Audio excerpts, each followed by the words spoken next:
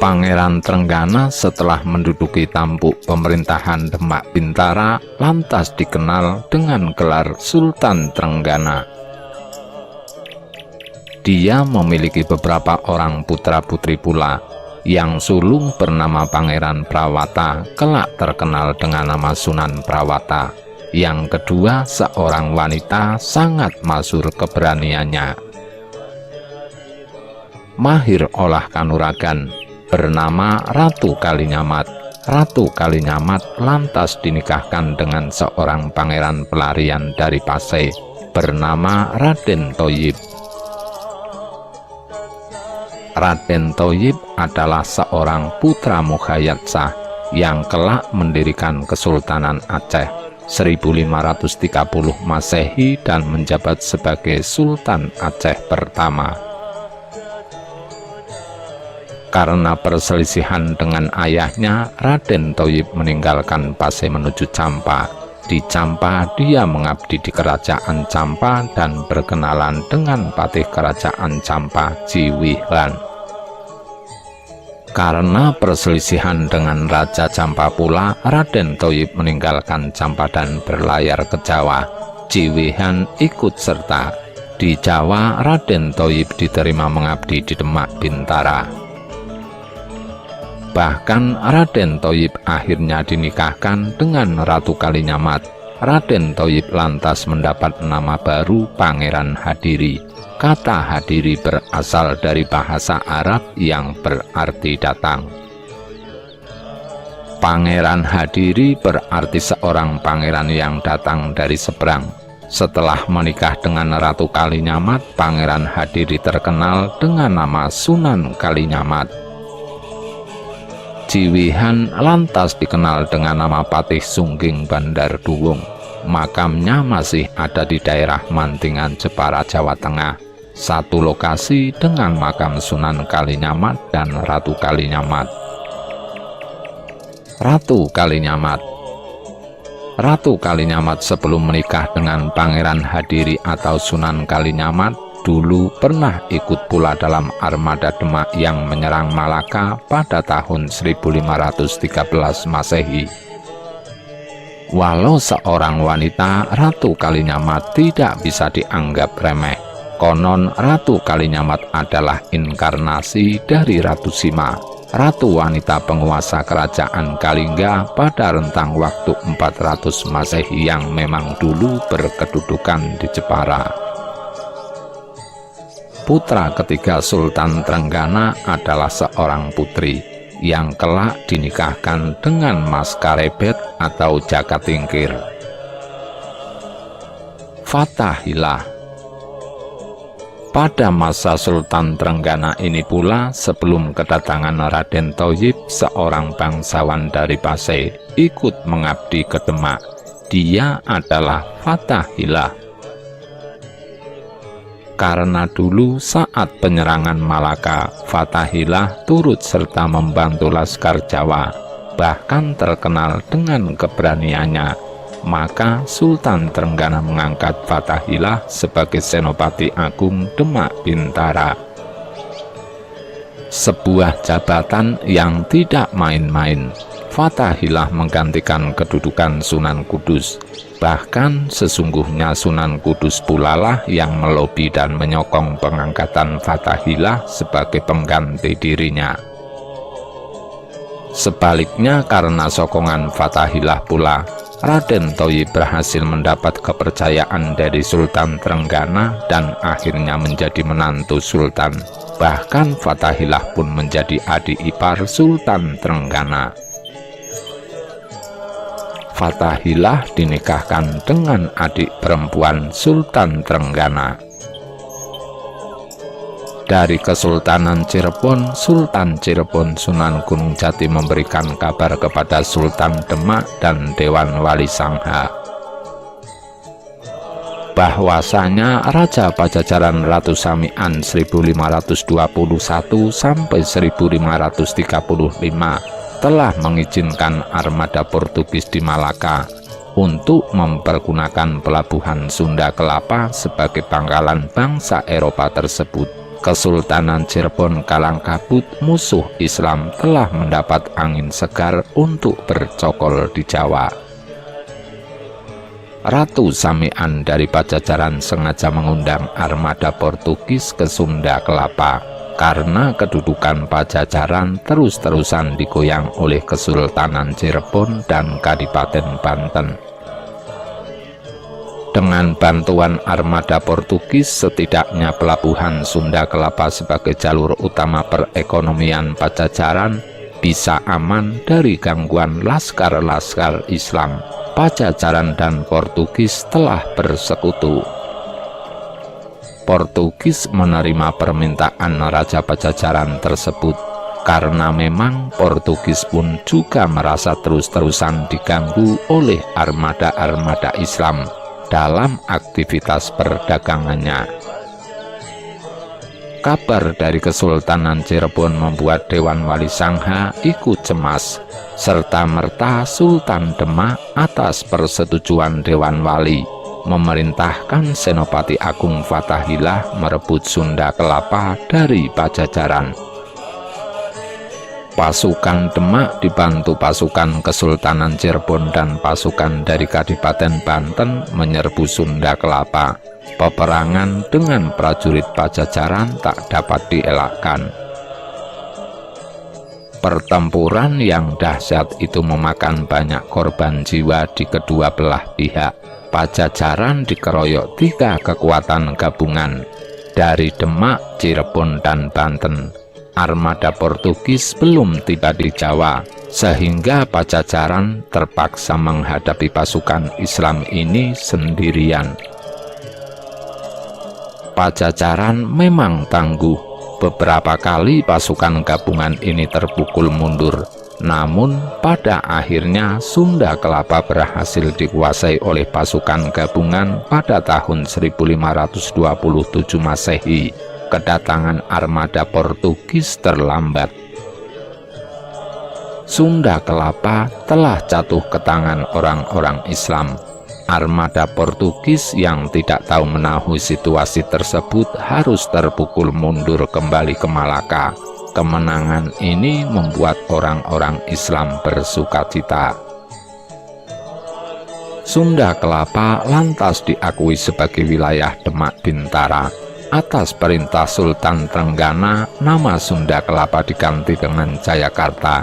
Jaya artinya kemenangan, Karta artinya kota. Jayakarta, kota kemenangan.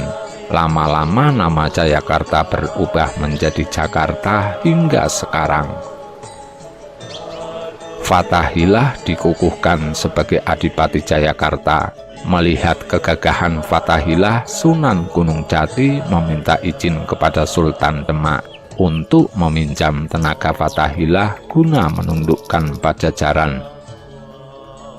Sultan Demak memberikan izin, maka berturut-turut pasukan Cirebon di bawah pimpinan Fathahillah dan bantuan pasukan Demak serta Banten berhasil menjebol pertahanan kadipaten-kadipaten wilayah Pajajaran. Kadipaten Talaga yang dipimpin oleh Prabu Pajuk Uman pun jatuh. Namun Fathahillah harus mengakui kehebatan Kadipaten Galuh. Prabu Cakraningrat, penguasa Galuh yang didampingi Patih Arya Kiban, terkenal kuat. Berkali-kali pasukan gabungan yang dipimpin Fathahillah terpukul mundur. Korban dari pihak Islam tidak terbilang lagi. Yang sangat aneh, setiap kali keraton Galuh hendak diserang, seluruh keraton tiba-tiba lenyap dan terlihat menjadi samudera luas. Seluruh pasukan Islam kebingungan dan linglung. Atas siasat Jitu Sunan Gunung Jati yang menyusupkan putri angkatnya Nimas Gandasari yang terkenal cantik luar biasa itu, maka rahasia Taksuniskala atau tumbal gaib Kadipaten Galuh yang berupa batu berbentuk linggayoni berhasil dicuri. Prabu Cakraningrat tidak menyadari bahwa Nimas Gandasari berasal dari Kesultanan Cirebon. Kecantikan Nimas Gandasari memikat hati Prabu Cakraningrat. Setelah beberapa lama, Nimas Gandasari mengabdi sebagai istri selir Raja Galuh. Pada akhirnya dia berhasil mengorek keterangan, di mana ditempatkan Taksu Niskala sebagai tumbal Kadipaten Galuh berada. Begitu berhasil mengorek keterangan dari bibir Raja Galuh sendiri, Nimas Gandasari diam-diam mengambil Taksu Niskala tersebut dan membawa lari. Galuh kecolongan. Begitu Taksu Niskala telah hilang dari keraton Galuh, pasukan Islam di bawah pimpinan Fatahillah lantas menyerbu Galuh. Prabu Cakraningrat memimpin pasukan Galuh sendiri. Bersama Patih Aryagiban, beliau maju ke garis depan. Raja dan Patih Galuh ini mengamuk hebat di Palagan. Prabu Cakraningrat dan Patih Aryagiban memang sudah berniat perang puputan. Perang habis-habisan, dan pada akhirnya keduanya gugur mengukuhi bumi Pertiwi Pajajaran, dan Galuh berhasil dijebol pasukan Fatahillah. Maka berturut-turut kemudian wilayah Pajajaran berhasil dijebol pasukan Fatahillah satu persatu, hingga akhirnya pada tahun 1543, pada saat Pajajaran diperintah oleh Prabu Ratu Dewata 1535 sampai 1543 Masehi, Pajajaran benar-benar dikuasai tentara Islam. Keberhasilan Fatahillah membuat Sunan Gunung Jati menyukai bangsawan Pase tersebut. Fatahillah akhirnya dinikahkan dengan putri Sunan Gunung Jati yang bernama Ratu Wulung Ayu. Begitu Fatahillah meletakkan jabatan sebagai Adipati Jayakarta, Fatahillah pun meminta berhenti dari jabatan sebagai Senopati Demak Bintara. Jayakarta diserahkan kepada Tubagus Angke, sedangkan Fatahillah memilih tinggal di Cirebon. Fatahillah lantas dikenal dengan gelar Tubagus Pasai. Namun setelah Sunan Gunung Jati menyerahkan tampuk pemerintahan Kesultanan Cirebon kepada putranya, Pangeran Muhammad Arifin pada tahun 1547 Masehi, Fatahillah atau Tubagus Pasai diminta menjabat sebagai penasehat agung Kesultanan Cirebon, mendampingi Pangeran Muhammad Arifin. Namun 5 tahun kemudian, yaitu pada tahun 1552 Masehi, Sultan Muhammad Arifin wafat. Sunan Gunung Jati lantas menyerahkan tampuk pemerintahan Cirebon kepada Pangeran Sebagingkin, salah seorang putra Sunan Gunung Jati dari istri yang lain, dan yang selama ini menjabat sebagai Adipati Banten. Maka pusat pemerintahan Cirebon beralih ke Banten. Pangeran Sebagingkin lantas dikenal dengan gelar Sultan Hasanuddin 1552 sampai 1570 Masehi. Di Cirebon sendiri tampuk pemerintahan dipegang oleh Arya Kemuning, menantu Fatahillah. Arya Kemuning hanya berkedudukan sebagai adipati, maka dia dikenal dengan gelar Adipati Cirebon I. Pada tahun 1568, tepat berusia 120 tahun, Sunan Gunung Jati wafat. Maskarepet menuju Demak Bintara. Putra tunggal Ki Ageng Pengging yang diasuh oleh Nyi Ageng Tingkir telah tumbuh dewasa. Begitu menginjak dewasa, Nyi Ageng Tingkir selalu dibuat was-was dengan tingkah laku keponakannya ini. Menginjak usia 15 tahunan, Maskarepet gemar pergi ke tengah hutan belantara. Hal ini dilakukannya berhari-hari tanpa pulang. Pulang-pulang cuma sebentar, lantas pergi lagi. Wilayah Tingkir yang masih dikelilingi hutan rimba, kini dipegang oleh pejabat baru yang ditunjuk oleh Sultan Demak. Nyi Ageng Tingkir sebagai seorang janda bekas adipati hidup berkecukupan dari hasil bersawah. Nyi Ageng Tingkir tidak memiliki putra. Praktis Mas Karebet keponakannya itu sangat-sangat beliau sayangi. Namun kegemaran Mas Karebet yang sangat suka bepergian dari rumah dan sering memasuki hutan belantara sangat-sangat mencemaskan Nyi Ageng Tingkir. Manakala Mas Karebet pulang, berkali-kali Nyi Ageng Tingkir mengutarakan kecemasannya. Namun setiap kali pula Mas Karebet menjawab, "Ibu jangan khawatir, di hutan saya banyak memiliki teman pertapa siwa Buddha. Saya ke hutan tidak hanya sekedar bermain-main, tapi ngangsu kaweruh atau menimba ilmu dari beliau-beliau." Walau begitu, Nyi Ageng tetap saja mencemaskan keselamatan putra keponakannya yang sudah dianggap sebagai putranya sendiri. Hingga pada suatu ketika Nyi Ageng memanggil seorang ulama Islam ke kediaman beliau, khusus didatangkan dan diupah untuk mengajar Mas Karebet. Tapi Mas Karebet sama sekali tidak tertarik. Dia tetap meneruskan kegemarannya mengunjungi para pertapa di dalam hutan. Kebiasaan ini terus berlanjut hingga usia Mas Karebet menginjak 25 tahun. Mas Karebet lahir pada tahun 1499 Masehi, dan pada akhirnya kesabaran Nyi Ageng Tingkir benar-benar habis. Dia melarang Mas Karebet pergi dari rumah. Nyi Ageng mengutus 2 orang pembantu untuk terus mengawasi Mas Karebet. Mas Karebet diperintahkan Nyi Ageng untuk ikut bekerja bersama pembantu-pembantu yang lain di sawah.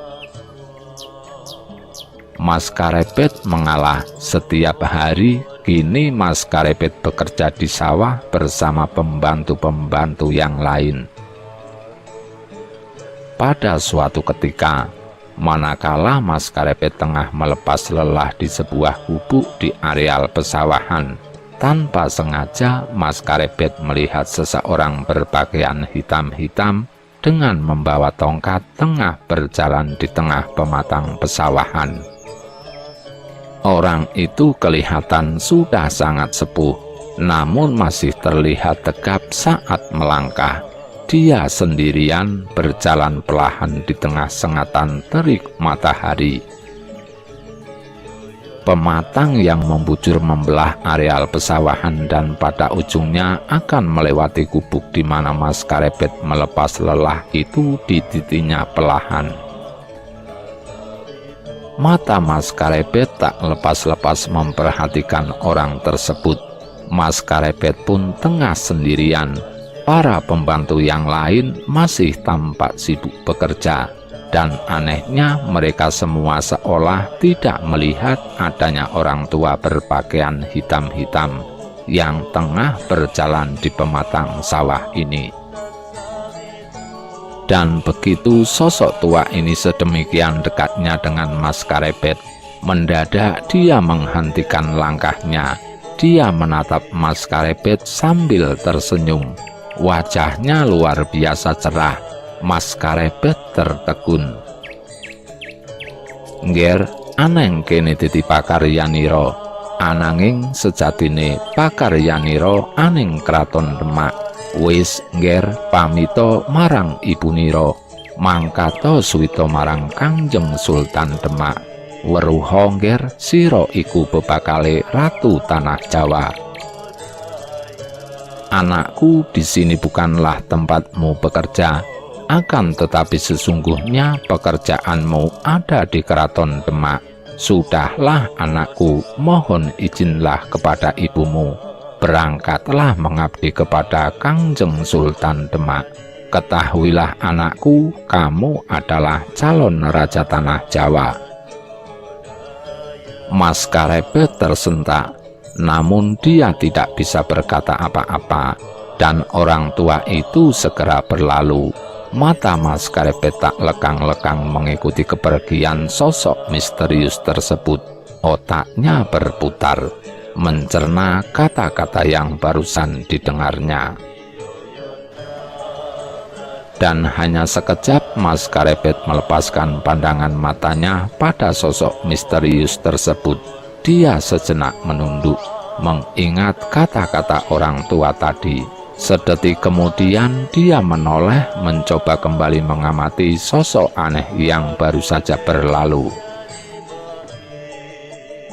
Tapi aneh, sosok itu sudah tidak ada.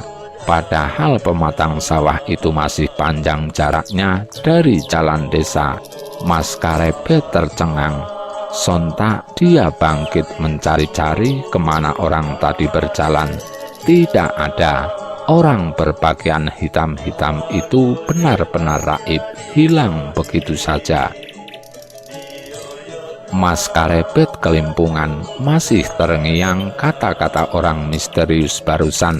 Segera Mas Karepet memutuskan untuk pulang ke rumah, melaporkan kejadian tersebut kepada ibunya, Nyi Ageng Tingkir. Mendapati cerita Mas Karepet, Nyi Ageng Tingkir mengernyitkan kening dan bertanya, "Nger, bagaimana ciri-ciri orang tersebut?" Mas Karepet menjawab, "Angagem sarwa wulung, busana wulung, iket wulung, mengenakan pakaian serba hitam, berjubah hitam, dan berikat kepala hitam." Nyi Ageng Tingkir memekik kaget. "Itu Kangjeng Sunan Kalijaga." "Sudah, Nger, berangkatlah ke Demak. Aku mempunyai seorang kakak kandung yang menjabat sebagai lurah kaum, kepala pengurus masjid istana. Namanya Ki Ganjur. Sudahlah, aku kirim kamu ke sana. Ikutlah pamanmu di Demak Bintara." Nyi Ageng Tingkir begitu gembira. Secepatnya dia mempersiapkan keberangkatan Mas Karepet ke Demak Bintara. 2 orang pembantu diutus mengiringi keberangkatan putra kesayangannya tersebut. Keesokan harinya Mas Karepet diantar 2 orang pembantu berangkat ke ibu kota Demak. Di Demak ketiganya langsung menuju kediaman Ki Ganjur, lurah kaum. Setelah menitipkan Mas Karepet, 2 orang pembantu tersebut mohon izin pulang kembali ke Tingkir. Mas Karepet mulai tinggal di ibu kota Demak pada tahun 1524 Masehi. Ki Ganjur tahu siapa Mas Karepet, sosok pemuda terah pengging satu-satunya, terah pewaris tahta Majapahit yang sesungguhnya. Ki Ganjur pun tahu Mas Karepet pemeluk Siwa Buddha. Tapi hal tersebut tidak menjadi masalah bagi Ki Ganjur, karena dia melihat masa depan Mas Karepet sangat cerah di kemudian hari. Mas Karepet lantas dikenal dengan sebutan Jaka Tingkir oleh orang-orang di lingkungan kaum. Jaka Tingkir berarti seorang perjaka dari Tingkir. Tugas Mas Karepet atau Jaka Tingkir setiap hari hanyalah membersihkan areal Masjid Demak.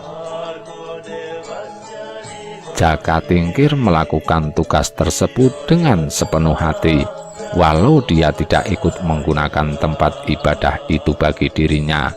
Namun bagi Jaka Tingkir tak ada bedanya membersihkan sebuah tempat ibadah suci umat lain maupun tempat ibadah suci bagi pemeluk Siwa Buddha. Tak ada yang berani protes atas kehadiran Jaka Tingkir di tempat itu, karena Jaka Tingkir adalah keponakan Ki Ganjur sendiri. Berbulan-bulan Jaka Tingkir tinggal di tempat Ki Ganjur, hingga pada suatu ketika Ki Ganjur mendapat ide jitu untuk menarik perhatian Sultan Demak. Ki Ganjur menyarankan Jaka Tingkir untuk menyengaja terlambat saat membersihkan Masjid Demak tepat pada hari Jumat mendatang. Tujuannya apabila nanti Sultan Trenggana hadir hendak melaksanakan sholat Jumat seperti biasanya, Sultan Trenggana biar melihat Jaka Tingkir yang masih sibuk membersihkan areal masjid. Dengan cara itu Sultan Trenggana pasti akan kurang berkenan. Manakala Sultan Demak marah, biar Ki Ganjur yang akan memohonkan ampunan. Sekaligus Ki Ganjur akan membuka jati diri Jaka Tingkir di hadapan Sultan Demak. Ki Ganjur akan meyakinkan Sultan Demak bahwasanya sosok Jaka Tingkir sangat-sangat dibutuhkan oleh Kesultanan. Jaka Tingkir masih putra Ki Ageng Pengging, sosok yang sangat disegani sisa-sisa bangsawan Majapahit. Dengan memanfaatkan Jaka Tingkir, Sultan Demak bisa menaklukkan kekuatan-kekuatan Siwa Buddha yang di beberapa daerah masih juga terus mengadakan perlawanan, baik yang terang-terangan maupun gerilya. Ki Ganjur dan Jaka Tingkir sepakat pada hari Jumat yang sudah ditetapkan. Pagi-pagi sekali Masjid Demak sudah ramai-ramai dibersihkan oleh para kaum. Sultan Trenggana menjelang siang hari pasti akan hadir untuk melaksanakan sholat Jumat di sana. Beliau akan hadir beserta para pejabat yang lain, namun Jaka Tingkir tidak terlihat. Menjelang siang hari, baru Jaka Tingkir muncul. Dia menyibukkan diri membersihkan ruangan dalam masjid. Padahal waktu dilaksanakannya sholat Jumat sudah sedemikian dekat. Para kaum keheranan melihat ulah Jaka Tingkir. Dia diperingatkan bahwasanya rombongan Sultan akan segera hadir. Namun Jaka Tingkir seolah tidak peduli.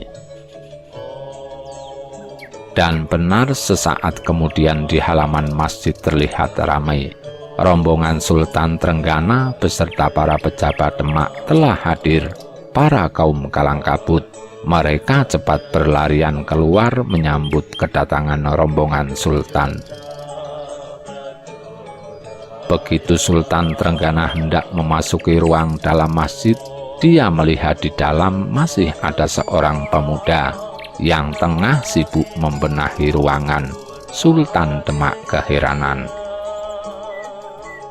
Siapakah orang yang kurang ajar tidak mau menyambut kehadirannya?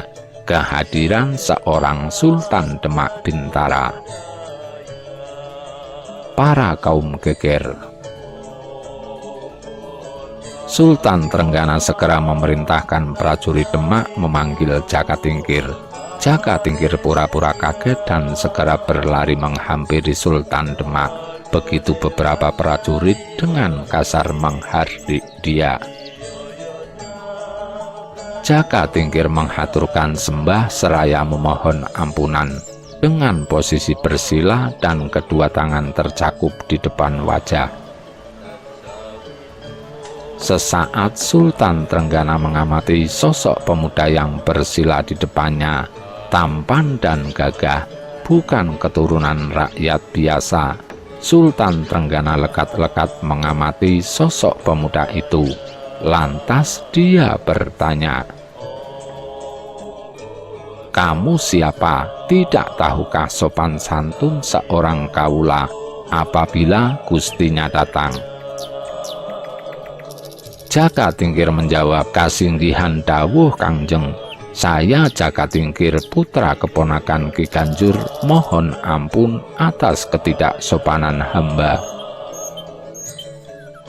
Sultan Trenggana heran. Kata-kata Jaka Tingkir sangat tertata dan halus. Siapakah gerangan pemuda ini? Dalam hati Sultan Trenggana bertanya-tanya. Dalam babat Tanah Jawa dikisahkan, begitu Sultan Trenggana hadir, Jaka Tingkir melompati kolam Masjid Demak dalam posisi membelakangi Sultan.